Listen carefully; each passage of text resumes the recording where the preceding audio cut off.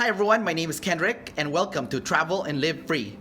In this video, we're going to talk about my adventures in Palestine, which is the first observer state that I've ever visited during my quest to visit every single country in the world. During my adventures visiting the Old Jerusalem while I was in Israel, I got a chance to find a taxi that would take me, my sisters, and my girlfriend all the way to Palestine in Bethlehem so that we can see the famous Church of Nativity where Jesus Christ was supposedly born.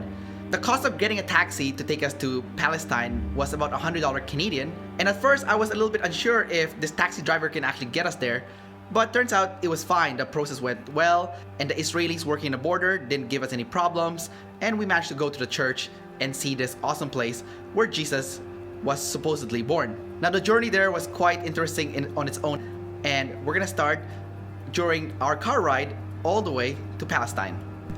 I would be lying if I said that we weren't nervous on the way to Palestine.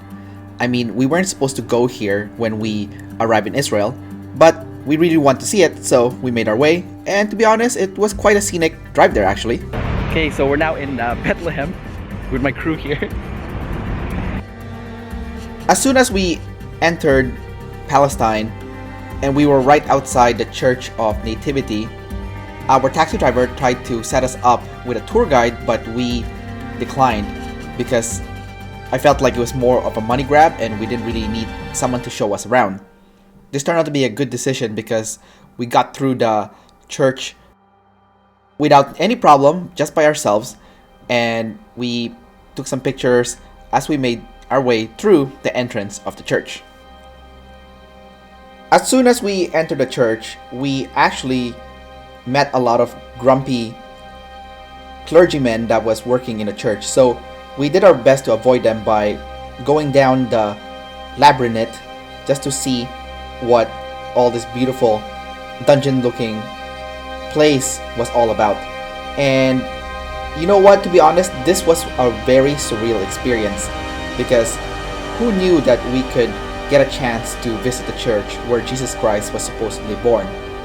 Now, I'm not religious by any means, but I do believe Jesus is a real person. Now, whether he is the Son of God or not is another topic at hand. However, just being able to go to this historic place in our world was very surreal.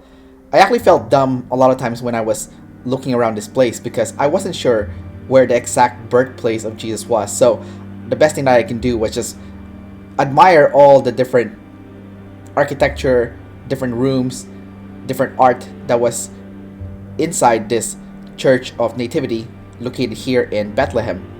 So in this video right now, you can see I'm in one of the chambers where you can do some prayers, and before long, I was really seeking the exact birthplace of Jesus. So myself, my sisters, and my girlfriend started backtracking to where we entered this church originally, and we were now on the hunt to see how we can find the entrance to the exact birthplace of Jesus Christ. Now, our adventure to look for the entrance to the exact birthplace of Jesus Christ was really funny actually, because there was a huge Asian tour group that was all over the church, and I think the people who were working on the church thought that we were part of this tour group.